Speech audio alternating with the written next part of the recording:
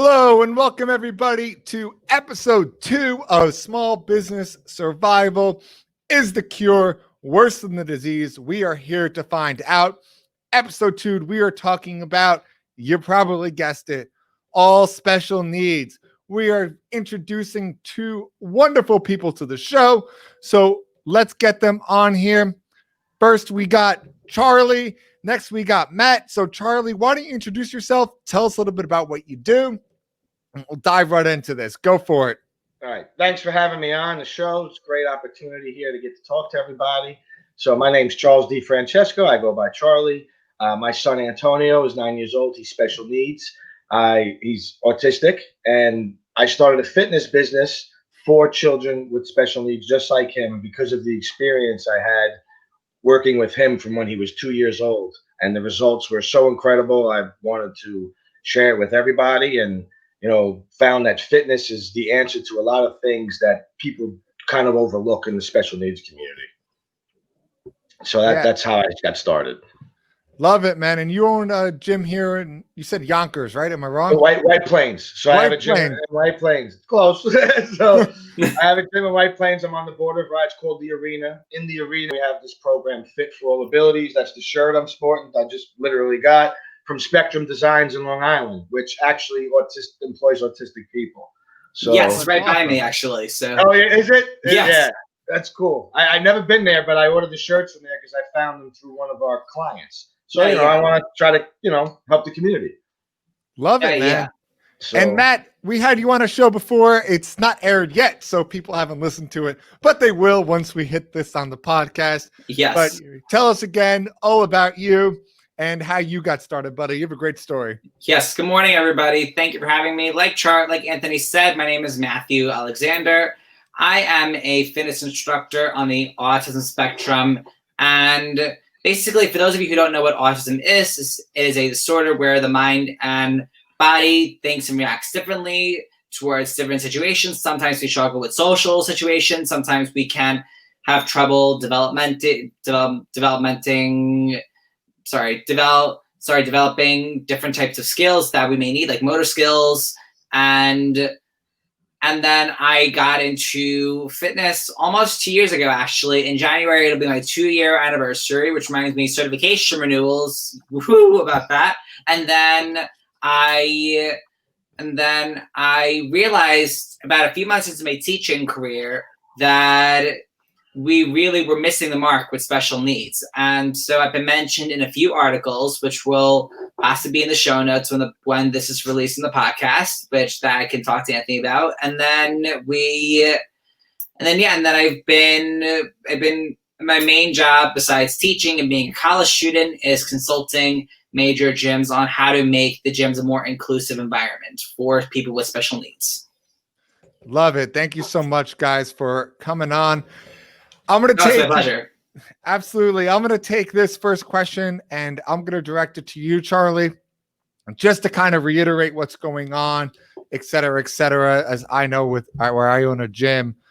How has the state treated fitness facilities that take care of special needs clients? Is there any difference to how they are impacting a typical client or an atypical client? Well, the one thing I could tell you is they treated us equally as badly. So they, this is the first time that probably been treated, because one of the things that I will argue to them blue in the face, people don't talk about it, but one of the most discriminated groups of people are special needs people, in my opinion. And what I found is by having the gym, I figured, hey, let me try to get an accommodation, since I have my special needs fitness area is on a separate floor, separate entrance, so that it can be segregated if it needs to be. And they refused me when I applied for the accommodation in late April. I think it was late April, early May. When the numbers were starting to flatten out, I said, look, I have a room. It's only one person at a time, separate area, no common space, separate ventilation systems, the whole bit. They refused me immediately. It was the fastest response I ever got from a government official in my life, because they refused me. When I saw the email, I'm like, did they even read it? Because they refused me so fast. And that's where this all kind of started. And that's when I went on and talked on Fox. That's kind of the catalyst for that. I sent them that. I said, hey, they won't let me open my special needs part of my gym. Like, there's no reason for it. It's not members. It's one-on-one training. You know, it's ridiculous. And, you know, these kids have been impacted. I have parents crying to me. I mean, I snuck people in during the pandemic because the parents were crying to me that their children were freaking out at home, regressing. I mean, kids started pooping their pants. I mean, people don't realize special needs kids need structure or they're going to regress. I mean, typical children, obviously, too, but you know, the special needs community, so much more. And Zoom is just not good for them. My son did not do well with the Zoom. And right now he's excelling in class. He's doing amazing. Thank you. I appreciate that. And Matthew, I'm going to throw this next question your way, bud. How was, personally, I want to hear pre-COVID, how has the gym impacted you, someone who is autistic? And then post-COVID, how has that impact felt after they forced gyms to stay closed? And as we all know, only opened like a month ago. So talk to us a little bit about that.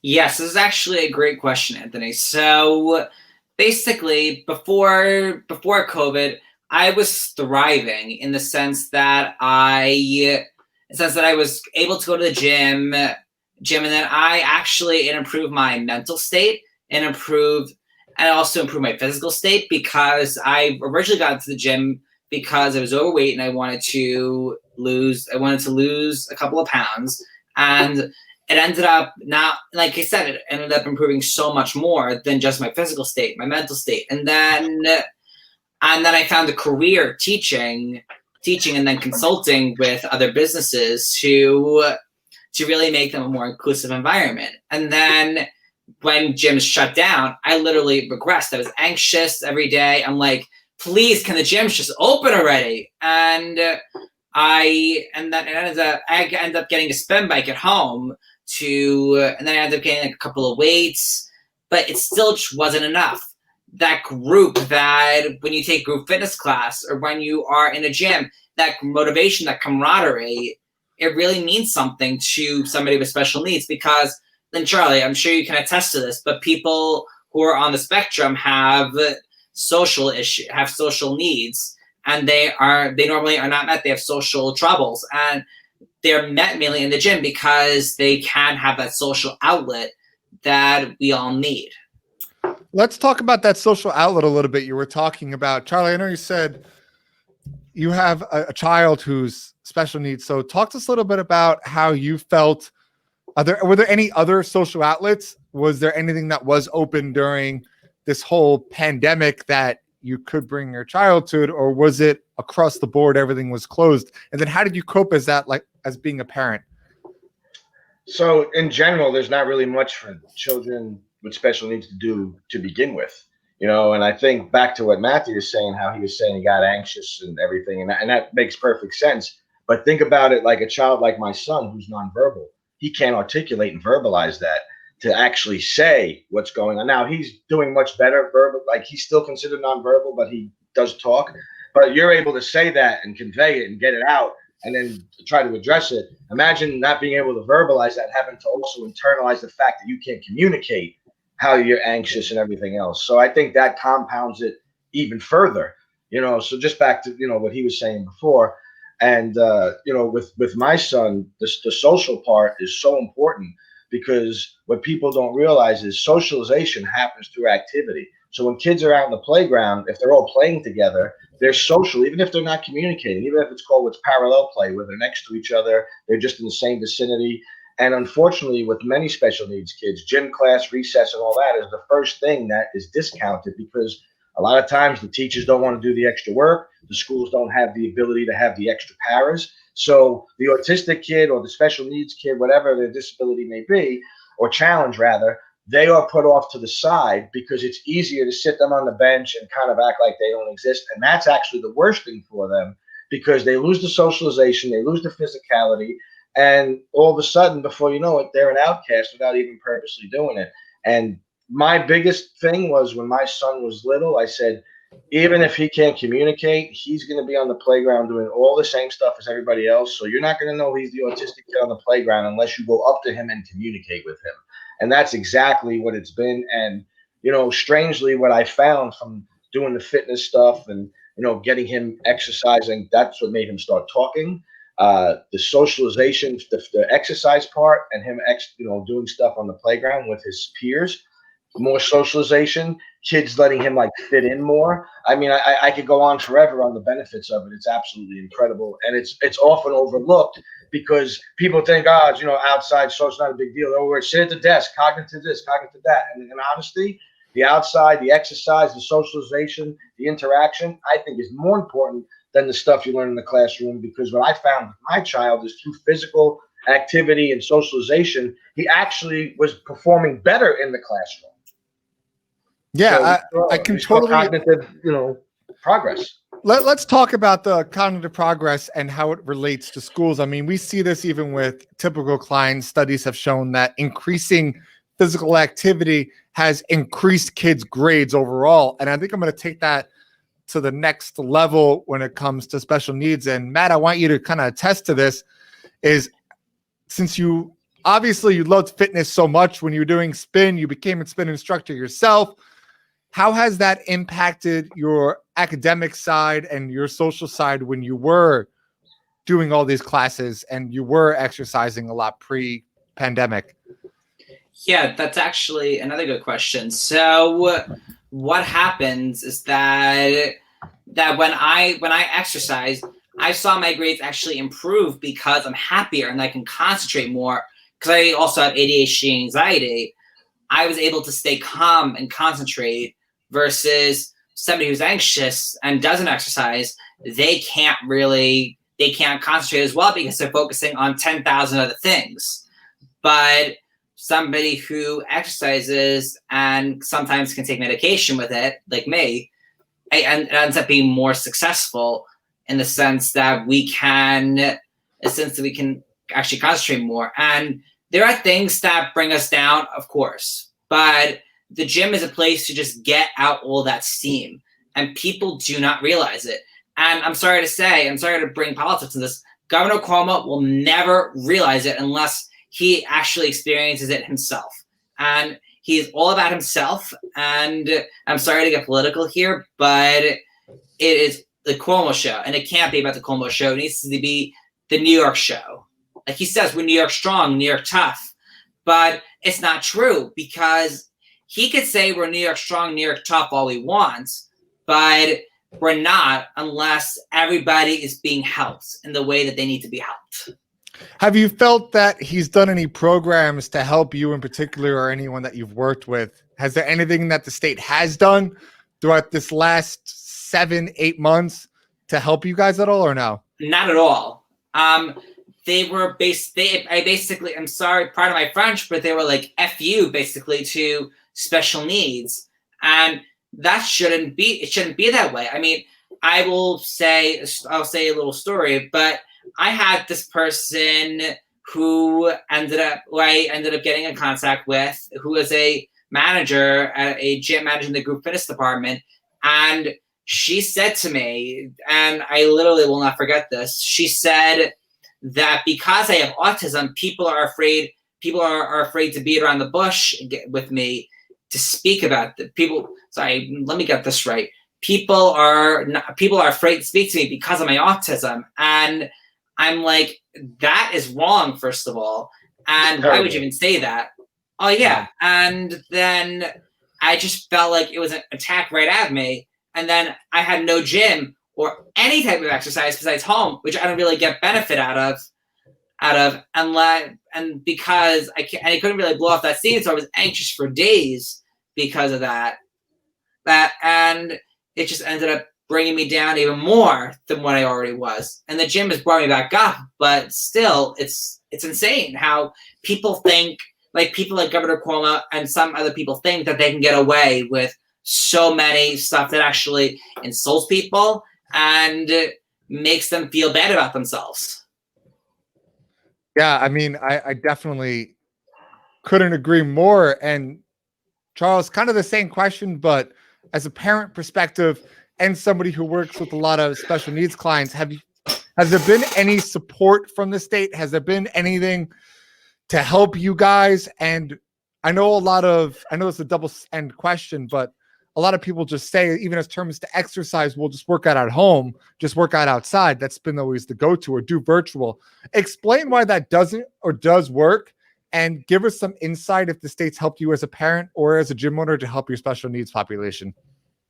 So the state's done absolutely nothing but make my life difficult, to be quite honest with you. The fact that they refused me sums up how, disgraceful they are and how little merit they put into, the importance of the special needs community. So, that they haven't done anything. New York does have a program called Self-Direct, which does reimburse for certain activities. So kids that train with us that have Self-Direct, actually the parents get reimbursed from the state. So that's a great program, but Cuomo doesn't get any credit for that. That's been around. I'm sure he'll spend himself into a point where that program will go away too, because we're going broke here. But again, trying not to get into politics is difficult because this has been made political, whether you're Democrat or Republican. I mean, literally, even my Democratic clients have had enough of Cuomo. It's insane. He's the dictator. So I don't think it matters what your political affiliation is. If you have common sense, you know that this guy is overstepping his bounds. It's egregious at this point. So then, what was the next question? What was the other question you said? Have they done anything for you as a parent? And if not, what have you done at home? Because a lot of people use the argument, work out at home, use virtual. Right. Why does that Right. does not work? So I live in Connecticut, so my business is in New York. But I grew up in New York. I know a lot about how it works. So as a parent, New York really isn't going to do anything for me, and I can't blame them because I don't live there. So, but yeah. I know for the other parents, like what they're telling me, there's been nothing. Cuomo has done nothing to help offset what has been going on from the pandemic. They're treating the special needs children the same as every other child, and it doesn't make any sense to me. It's supposed to be free and appropriate education. You have these teachers crying they don't want to go back to school. It's absolutely ridiculous. We have full-time school here in Greenwich. We haven't had any problems. Everybody's doing what they're supposed to do. The kids need to be in school. The problem with the exercising at home, number one, people don't know what they're doing. Everybody thinks they're a fitness guru. You go online. You have every fitwit doing some video. Half the trainers don't know what they're doing. So let alone, the people, it's all exercise at home. It's like, yeah, you know what? You can exercise at home and it'll work for a little while until you blow your knee out or you do something stupid because you're watching exercise videos from people who are quasi-professionals. They're made up. So the thing is with virtual, I have clients I do virtual. I don't love it, but it's better than doing it on your own because you have some direction. But the thing I will say is most of my clients virtual are people I've been training for years. So it's very easy for me to cue them on, your knees going this way. They already know the language. So, it'd be a little challenging to get someone new, but I mean, I'd be able to do it. But I do believe if you're not going to go to the gym and you're going to stay home, make sure that you at least go online and find a real trainer. I mean, I help people do this all the time. Find a real trainer. Let them write you a workout, because people think, I got to get a trainer and pay for the next 10 years. That's not true. Hire a trainer, 5-6 sessions, learn what to do, and then, go on and then go from there. But for some reason, people think everyone knows how to work out, and I go to court and testify about this stuff all the time. So I hear lawyers all the time. Well, everybody knows this, everybody knows that. And it's like, well, everybody doesn't know that because number one, it's not true. And I don't know why everybody thinks they could just be a fitness professional without any background. I mean, no one goes and starts cutting hair without going to school for it. No one shows up somewhere and starts working. But hey, you could go to the gym and become a trainer. Any village idiot could do that. So that's part of the problem. Look at it. I want to talk a little more special needs directly. So just talk about training that group virtual and training that group just writing workouts. How does that work out? I mean, I know it depends on where they are at the spectrum and what their disability is, but is it possible for some? Is it a good idea? Because I know from my personal experience, we tried doing virtual exercises and we can do very simple stuff, but they're not getting the same as if they were in person, because they need a lot of cueing, they need a lot of help, they need a lot of hand holding. So explain that a little bit, specifically to special needs. Okay, so here's my issue with virtual training for special needs. We're trying to get the kids away from the computer.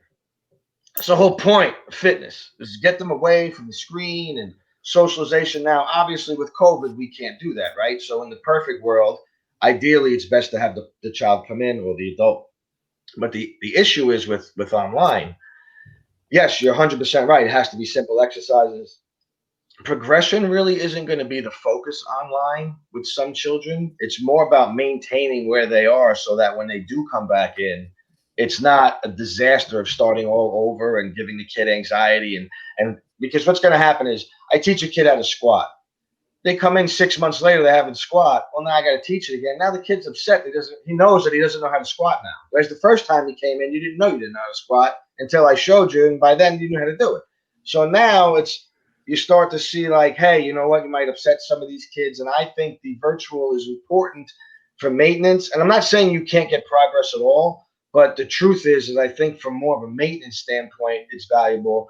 But it is what it is through COVID. In my opinion, I would not do virtual at all outside of COVID, because if it's between doing nothing and virtual, I'm going to say virtual. But if you have a choice, virtual will come in. You need to come in. And Matt, specifically, because I know Charles is out in Connecticut, how has the restrictions that New York's imposed on gyms affected you, one, as a spin instructor, and two, for your own needs as working out? Talk about both sides of that angle there. Yes, definitely. So as an instructor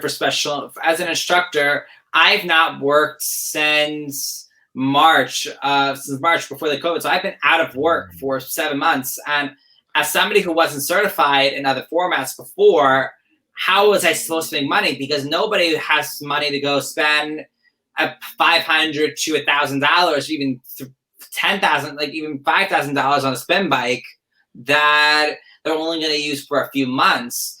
And I would have to buy the equipment to do it. I don't have that money, especially as a college student. How am I supposed to make money? Is the state going to give me that money? No. And because the state's too cheap, I feel. And it is just insane how Cuomo can get away with this. And as a personal aspect, I feel that it drives me insane because I don't have, like I said before, I don't have that camaraderie of people saying you could do it and me trying to encourage other people to succeed. Like I've said to my mom before, is actually a social worker. I said, I feel like I'm wooing to myself and I can't. I feel like it's not right. And I feel like it needs to be more. I feel like it needs to be that in-person setting because you have people that you could socialize with. You have people that you could do a lot of things with. And my members were suffering too. And I had gyms closed. One of my favorite gyms that I love to work at, called Dynamics Fitness on Bethpage, they shut down because of COVID. They're going to sell anyways, I found out, but they shut down because of COVID and literally devastated me. And I had members saying, thank you so much for everything. But still, like I, as an instructor and as a member, I got to help somebody be their best self. And there is a class in a program that I was in called the Blue Umbrella Experience for people with developmental disabilities and learning disabilities. It's be your best self. The class actually called Be Your Best Self, but still, it's all about being yourself and finding ways to improve you as a person. So, for example, if Charlie wanted to go take that class, he would learn like meditation. They would exercise a little bit because exercise does help the brain. It does help the body. And there's so much that people miss on exercise, and it literally drives me insane. And those influencers who post workouts, as Charlie was saying before, they're crap, and somebody's going to get hurt. And my friend from elementary school is actually a personal trainer at New Paltz University. It's SUNY New Paltz, actually, I think it's called. He says in his workouts, consult a doctor before doing this. And any fitness professional would actually know to do that. Any influencer does not do that. And they don't take any responsibility if somebody gets hurt. And they should put that in. And nobody will ever consider it. From the special needs perspective, I would never trust an influencer with anybody with the special needs because they are not qualified. They only do what's good for themselves, and they're not doing what's good for the public. Yeah, I think that's important to kind of break down a little bit for people, specifically as a studio that trains with special needs. It's not for everybody. And even if you are a trainer, training someone with special needs is different than training a typical client. But I mean, you could also say the same thing. Training a child is different than training an adult. Yes, Training a senior is different than training someone with injuries. So Yeah. there's always that extra side, and there is no special certification to become special needs certified, which adds you to that influencer and turning virtual, which you guys have kind of brushed upon. A question which I kind of know the answer to already, but Charlie, I want you to talk about this a little bit. A lot of people don't know, in the state of New York, you mentioned OPWDD, how they reimburse parents for their special needs clients to work out. What they don't know is that in order for a gym to qualify, we need to train both typical and atypical clients, and we can't be special needs specific, meaning that these restrictions have played along the whole entire thing. So talk a little bit why you think the state does that, and then kind of brush upon how that's affected you as a facility and how that affects training special needs as a whole a little more. All right. So when I went and started to get the approval process through self-direct, we call it. So that's the agency, OW. I forgot we said. OPWDD. So what happened? So the thing is, when they go to self-direct, people don't know about it. I've actually had to tell quite a few people about it. And it's the type of thing where people should know about it. But when I signed up for it, I sent in a flyer because I made a flyer, Fit for All Abilities, which is the program in the gym. And it made it look like it was just for special needs. And they refused me. And they said, oh, it can't just be for special needs, your facility. I said, oh, I have a regular gym. This is just a program within my gym. So they just made me edit the flyer so that it showed that it was a gym with this program. Now, at first, I was kind of annoyed because I'm like, how does that make any sense? Like, I can't just train special needs only. But then if you think about it in some ways, it's going to open the door to scammers. If you have a special needs gym only, you're going to have people opening little holes in the wall, billing people. You're going to have scammers. And that goes on a lot with the special needs community. I mean, even myself, I've a couple of times people have tried to rip me off. Didn't go real well for them, to say the least, because I'm not that guy. But it happens, and I hear some horror stories about parents, being taken advantage of, and it's horrible. It's absolutely atrocious, and you see it, and it's bad. So the self-direct is great, and like I said, it is a little bit of an issue that, like, for some people, but for me, my gym is a full service facility, so it didn't matter. But I could see it affecting other people who had good intentions, because I have a 7,500 square foot facility. If I didn't have the success I've had over the years, I would have had to open a full gym to have a special needs facility. It would be unaffordable. Like, how does somebody open a gym just for special needs kids that's just starting out? It's almost impossible, because you have to open a regular facility and then put this inside of it. So it could be a little limiting. So I'm not sure how I feel about it. I mean, it's just weird that they do that. I mean, I don't really know if that's the reason they do it, or if it's just a way to kind of get less people qualified, so to speak, because they obviously don't like to give out money in any state. So that's one of the perks I have of being a gym, like, because I live in Connecticut, but my business is in New York. I've had my gym in New York for over 15 years. So, that's one of the perks of being in New York, because I don't believe Connecticut has that same program. So, we have a lot of clients that do that. It's definitely interesting tidbit, but it's bittersweet, kind of like what you said, especially now, having the fact that we were closed for so long, we couldn't just open just for special needs, as we talked about. But let's talk about the little gnat in the room. Everyone wants to know, and I only want to talk about it from a special needs point, and I want to hit all sides of the spectrum for this. So a bunch of different disabilities and how you've seen for both of you. This is the same question. How has masks affected the special needs population working out? Is it something that's manageable to have them try to keep it on? Is it specific maybe for some it's good, some it's bad? Let's just hit this one real hard. So Matt, why don't you start with this? Talk about both questions. How do you feel about masks? How do you think they're working?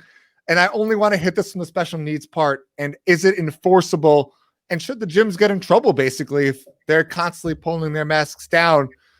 Kind of hit all of it. Let's go. Matt, you're first. Okay, so thank you, Anthony, for that question. I think that this is a very important question for everybody. And I personally think, and feel free to disagree with me, Charles and Anthony, but a gym should not get in trouble for somebody who cannot keep a mask on for a medical reason. And somebody with a developmental disability or a learning disability or some type of attention disability, and sometimes, like for me, there are textures I don't like on my face. And coming from the spectrum perspective, and actually, there's somebody I know who I go to school with, who he takes his mask down all the time, and the staff in the program are telling him to pull it up, and he keeps pulling it down. He may not like that texture on his face, so Jim should not get in trouble because somebody's incapable of wearing a mask. And I honestly think that if they do not have a mask on, and if you do not feel comfortable with a special needs person wearing a mask, don't come to that gym. You could work out on your own. You can work out on your own place. Although I encourage everybody to go to the gym to get that camaraderie, it should be up to the people themselves to say, you should have a mask on, you should not. And it's really the people's decision on, do they want to wear a mask or not? And for me personally, I only wear one mask to the gym, and that is the Halo Life mask. And Anthony and Charles, I can give you my link to this if you want, because I am an affiliate for them. And I'm not even saying it because I sell their masks for them, but I like this myself. It is the only mask I'll ever wear out because it is the most comfortable mask. And actually, because I wear glasses, as you guys see, it doesn't fog up my glasses. And I really feel that it should be the person's decision, not a state. And a gym should not get in trouble because somebody is incapable of wearing a mask, like I said multiple times. And I'm sorry I keep repeating myself, but it's that important. Well, the flip side of this, I'm going to still keep with you, Matt, because it's kind of the same question, is according to New York State, not only do you have to wear a mask, you only can wear a cloth, surgical, or KN95. And if you do have some kind of disability that prevents you from wearing that, you have to wear a face shield. If you cannot wear a face shield, you are not allowed in the facility. So how does that work with you? How does that work with the special needs clients you're dealing with? Is that possible? I want to keep this on Matt, then we'll go to you, Charlie. Oh yeah, I'm sure Charlie and I are probably gonna Charlie and I are probably gonna agree on this. But if people don't want to wear a mask, they technically don't have to. And according to law, United States Constitution says that you cannot mandate people. You cannot mandate to people you have to wear this on your face. And some people, from the special needs perspective, may not tolerate. They may not be able to tolerate it. And from a face shield, they may not be able to tolerate that either. And for somebody that cannot wear a mask at all, I feel it is discriminatory to say that you can't enter a facility because your body cannot tolerate either a face shield or a mask. And I feel like I'm sorry, I can't think of the word. I feel like it's immoral to say you have to wear a mask. And like I said before, it's against the United States Constitution. And I actually applaud what Charlie Casera from the New York Fitness Coalition, I think it's how the United States Fitness Coalition is doing to stop Cuomo from either getting worse and removing all these, what we have going on right now. It should be the people's decision on whether they want to wear a mask or not. And if they don't feel comfortable, don't come. That's basically my thing. And my grandma on my mom's side says this all the time. How she doesn't feel comfortable with going into the gym. But if you don't feel comfortable, don't come. And if people want to come, then they will come, and they can do whatever they want. It should be up to the people to decide. Thank you for that, Matt. And Charlie, same question to you all about masks, buddy, but keep it specific to special needs, please. Go for it. All right. So my problem with the special needs, the masks, like my son, I didn't think would wear a mask. We couldn't get him to wear it for anything. So I got a doctor's note, and ADA compliance, there's clear violation of of the Constitution by telling someone who has a medical accommodation they have to do something they can't do. So for my special needs kids, strangely enough, most of the kids actually tolerate the mask, which I have to be honest, I was very surprised. I couldn't get my kid to do the mask for anything. He went to school, made a fool of us. By the half day mark, he was wearing the mask. You know, it's just every kid specific. Now, my son actually has a doctor's note. He could have not worn the mask, but I said to them, hey, if you could teach him to do it, we're more concerned about him being flexible. You know, my feeling, I am going to tell you, I don't like the idea of children wearing masks because it's the type of thing in 20 years they might find that there's some problem with it. Because as you know, this is what happens. They tell us everything, do this, do that. And 10 years later, they tell us what we did was the worst thing ever. So I don't need to take that chance with my child. And, you know, for now, I'm tolerating it. But I can tell you my son will not be in a mask in school next year. I do not care what the rules are. He's not wearing it. End of story. So right now, it's fine. This year, it is what it is. So for the gym, you know, I do have some people who can't wear masks. So how I accommodate them, and I don't care about the face shield. I don't care what Cuomo says, because legally, if we ever had to go to court, they could come and arrest me. They will never win making someone wear a mask that has a medical accommodation. It's just impossible. So, it's just another made up thing that Cuomo does. He makes up science. He makes up all kinds of stuff. So I'm not surprised by it. So what I have is the downstairs is segregated. So if a child can't wear a mask, they don't wear a mask. There's no one in the room with them, so it doesn't matter. It's only the trainer and that person. So as long as my trainers, I tell them, if you're not okay with a child not wearing a mask, you give that child to another trainer or myself, and I'll take that person. Because, that's just the way it is. I'm not forcing a person to do something that they medically are not supposed to do. End of story. I'm a health professional. I don't care what these political hacks say. None of them are health professionals. They've proven they aren't health professionals and know nothing about health when they said that gyms could be 33% full. Because 33% full of my gym is not 6 feet of social distance. So I don't know where they come up with these numbers. Maybe they play Yahtzee and they see whatever the dice comes out, and that's the number they come up with. But it's made up. I can tell it's not scientific. It's made up because I do this for a living. I know, yeah. It's crazy. So sensory stuff for the mask. I get it. Some kids at balls. My son will wear it. That's for now. That's right now. Me personally, it makes me nauseous. I've got nosebleeds. My stomach bothers me. And people could say, "Oh, it's in your head," whatever. I never had these problems before. So at the end of the day, it's the mask. I don't care what anybody says. I wear it in the gym and do what I got to do. But I do have, and to your point before when you said people should stay home, I can't reiterate that enough. I have one guy. He's the mask police. He's literally like one of our clients. Hold his mask down for a second to take a breath in between sets. At the front desk, sending emails about the gases in the air. I said, "Why don't you stay home?" Because I'm not the type. I don't need you in my gym. I don't care. I don't have a boss. I can do whatever I want. If people aggravate me, I throw them out. That's just the way it goes. Yeah. You're not going to come in and dictate what's going to go on. He questioned me. One of the special needs kids didn't have a mask on, and he's questioning me about it. And I said to him, "I am not making people wear a mask. If it bothers you, then don't come." I don't really know. I don't really know what to tell you. The kid's special needs. He's downstairs in the basement alone. You don't even see him. He's on a different floor. Don't come here and be miserable. Don't make everybody miserable. You stay home. You're worried about it. A guy's worried about gases in the air. If you're worried about gases in the air, the masks don't stop the aerosol. So we're all dead if that's the case.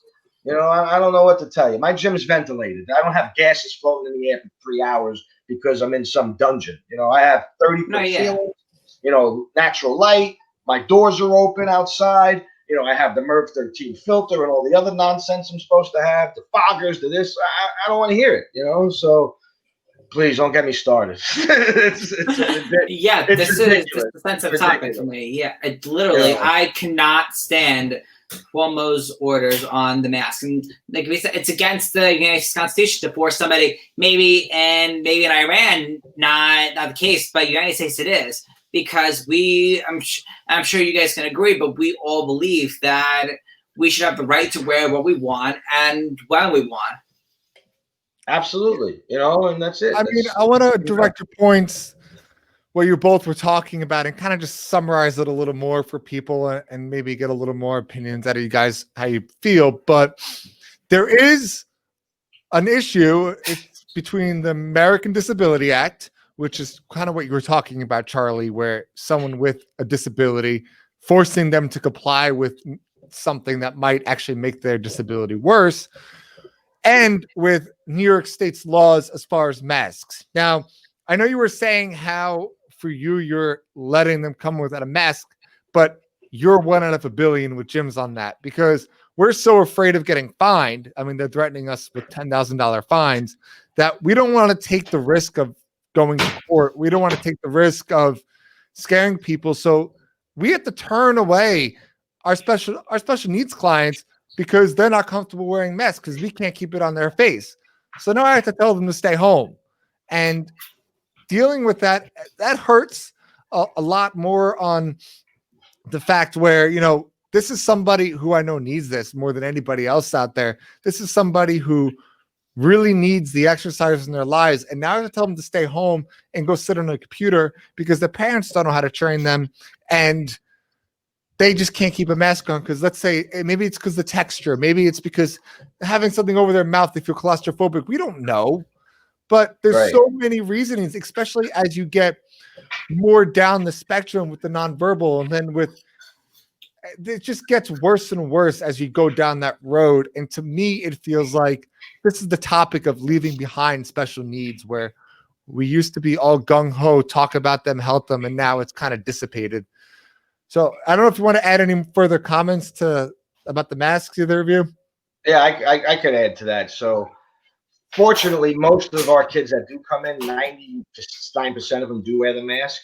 But in the circumstances that they have trouble with it or they have to keep moving it, I just put them in a place where they're alone. So no one sees them. They're not, they're more than 6 feet apart from people. And at the end of the day, if that becomes a problem, I will be happy to go to court and fight that, because I tell them, if you don't have a mask, you can't just tell me you got to have a doctor's note, because I need to be able to prove, like, hey, this person had a doctor's note.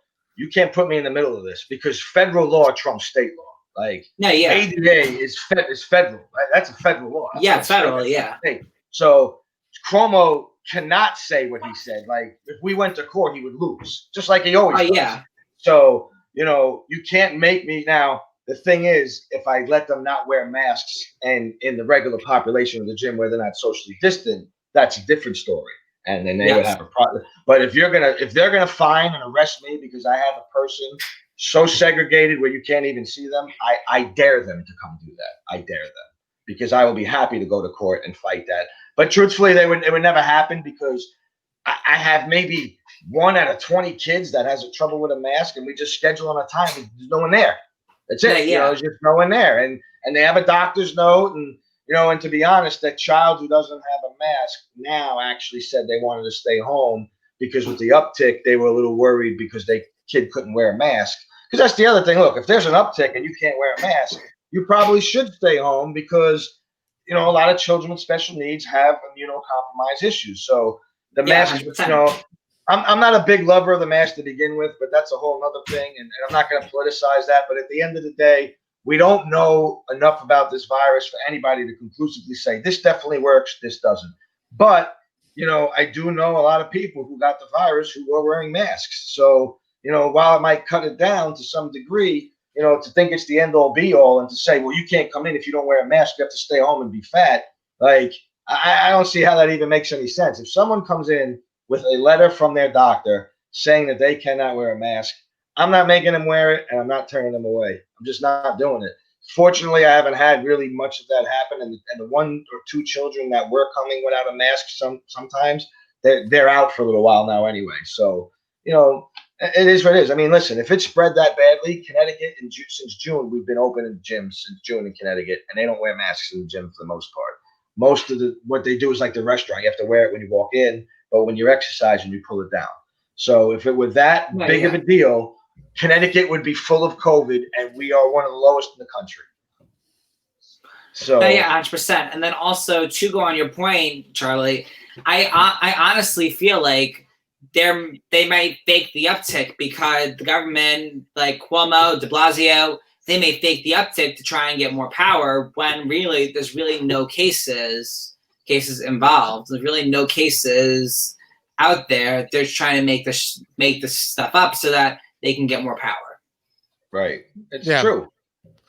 I appreciate that, guys. So I want to kind of start wrapping this all up and let's kind of ask the elephant in the room question again. Is the cure worse than the disease? That's kind of the topic about this, specifically to special needs. Is it worse to keep it locked down for that population, or is it better just to specifically special needs, even if everyone else stayed closed? Is it better off to kind of reenact the programs to help them? And if you were, let's say, in Governor Cuomo's shoes, what would you do to make sure that the special needs population isn't left behind on this? So let's start with you, Matthew. Go for it. Yes, thank you, Anthony. So with this, I would give gyms like Charlie's Gym, Fit for All Abilities, access to the gym as long as they were following government guidelines. But I feel like any gym should be essential. I feel like gym should have been in the essential group that Governor Cuomo said, like restaurants, supermarkets, and all that type of stuff. They should have been first. And if we had gone first, we were allowed to stay open, none of this would have happened. And I feel like it would have been beneficial to special needs, especially to have gyms for special needs and regular gyms that help special needs stay open so that they can get the quality fitness that they deserve. And I'm all about quality fitness for everybody. And Charlie, feel free to disagree with me on this, and Anthony, feel free to disagree with me too, but gyms should have been the first to open, especially for special needs.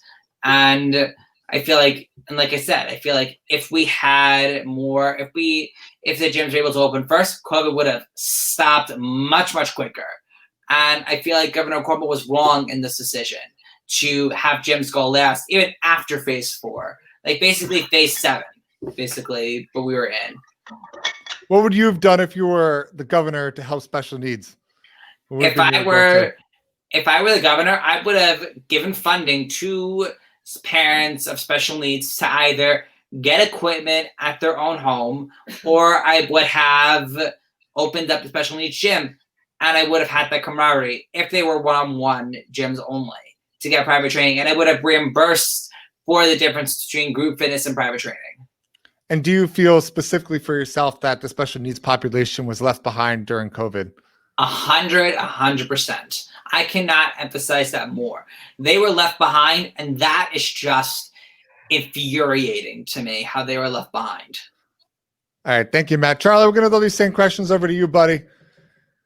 Is the cure worse than the disease? What would you have done if you were governor? To kind of break it down for us. The cure is definitely worse than the disease. And it's evident. I mean, I've been saying it for months, even before like it got really bad. Mental health. People understand mental health, socialization. I'll give you a perfect example. My son, who is, autistic, he's 9 years old, very happy kid for the most part. He has his moments, as everybody does. And he was crawling the walls after a while. I mean, I put a pool in. I did everything for this kid this summer to keep him occupied at home because, let's not forget, there was no outside recreation either. My son loves to swim. He couldn't do his swimming lessons. So it's not just even gyms, his swimming lessons, his trampoline times, we couldn't do any of his physical stuff. And it really made a difference. My son, long story short, my neighbor was ringing the bell screaming. My son was hanging out of the 3rd floor window because my neighbor was in the backyard, saw him hanging from the window, comes running, rings the bell, screaming. I open the door. I run upstairs. My son's hanging from the 3rd floor window. He opened the window, unlocked it somehow. He's literally crawling the walls. My son has never done anything like that. So, that's anxiety. That's like he didn't understand why he wasn't going to school. It didn't make any sense to him. And then he couldn't go swimming. We couldn't do this. We couldn't do anything. And that's a problem. My feeling with the gyms, I do agree that gyms should have been closed to some degree in the beginning. So this is what I would have done. I think everything should have been closed for 2 to 4 weeks, period. None of this essential nonsense, the liquor store, Carvel, McDonald's, none of hospitals, doctors, obviously, a supermarket, and maybe some kind of home store, Home Depot if you blow a pipe or something. But other than that, nothing was essential. So this is why I had a problem with this whole virus thing, because you could catch it at my gym, but not at Home Depot. It doesn't make any sense. So the thing with the whole special needs and not being able to do their routine really after a while wears on these kids. Like I said, I've heard so many stories of regression. And if I were Cuomo, what I would have done is gyms should have been like in Connecticut, we opened in phase 2. The reason that we're in Connecticut, we are considered more professionals. We're not recreational. That's part of the problem with New York. New York, part of the problem, in my opinion, is gyms need to be regulated. That's a whole nother story. And that's why Cuomo shut us down, because you have more idiots running gyms than you have professionals. So in Connecticut, we're more professional. We have a little bit more standard here, which still isn't great, but that's a whole nother segment. So for the special needs kids, what I would have done is after the initial closure, I would have opened up just for light training and therapeutic stuff, and the special needs community would have fallen in under that therapeutic stuff. Now, what they did do in New York, which I'll give them credit for, self-direct, you have to be in person usually. They did allow to reimbursement for in-homes and for virtual, which I don't believe they normally did. So they made some accommodations because the facilities weren't open. But you have to remember, they weren't even allowing us to do in-homes or outside training in the very beginning. So that went on for a while. So, what I would have done if I was Cuomo, I would have allowed the special needs. Like I said, I didn't apply till the end of April. The numbers were already flattening. So I'm not stupid. As far as giving reimbursements, this dude can't even give the money he owes to unemployment. So what I would say for someone like Cuomo, give a tax credit to special needs families to buy gym equipment. They're not going to hand out money, but say, hey, look, we're going to give you, your New York State taxes. We're going to give you, a $200 tax credit towards home exercise equipment for your special needs kid if your child has a diagnosis. Something to that effect. In his defense, it is a tough call because that's kind of, you're not going to please everybody. But what I will say is that he didn't address it at all. And maybe if you brought it up, we could have worked through it as a society rather than, him dictating his orders that he pulls out of thin air, and for the special needs kids, I think that they have been totally shortchanged during this pandemic. They have been left out. All of a sudden, special needs kids, poor kids, nobody matters anymore. It's all, stay home, stay safe. And it's like, yeah, when you live, like I live in Greenwich now. I'm not poor, but I'm not the wealthy guy that lives in. I don't live in the mansion. I have a nice condo, but I have friends and clients that have 10, 15,000 square foot houses with in-ground pools and tennis courts. And it's like, yeah, stay home. That's easy to say when you live in a country club, basically. So yeah. I live in a 3-bedroom condo, which is nice, but I live in a country club. It just doesn't work. And these kids are left out. And you have to think about what's the impact on their mental health for years to come. Sometimes kids with autism, as regress, and they don't come back. It happens. Kids lose and it doesn't always come back. It's just, that's the way it is. You don't want to ever take that chance of allowing regression, at least in my opinion. I appreciate that. And I totally agree. This has been eye-opening to, I think, myself and a lot of people that have been tuning in and out so far, where you would think that there was separate programs. You would think that there was state help, but there really hasn't been. But thank you guys for coming on the show. I invite my audience to hop in on October 24th and October 25th. That's a Saturday and Sunday at 11 a.m. We are doing episode 3, divided into 2 parts because we had so many people that wanted to hop on that one. Yeah. All about gyms. So episode 3 will be 3A and 3B, and that will be airing October 24th and October 25th. But thank you, Charlie. Thank you, Matthew. I really appreciate you guys coming on, and hopefully we hear from you soon and we can make things better for everybody. Yes. Thank you so much for having me. It was a real pleasure. Thank you again for having me. I really appreciate it. I sent you guys a couple of articles I wrote on special needs. I don't know if I sent them to you in the past, but I sent them now. One's about autism, one's about obesity for the special needs community. We'll put it in the show notes for everyone to see. Excellent. Thank you. Perfect. Thank you again for having me. Great, guys. Yes, thank Take you. care.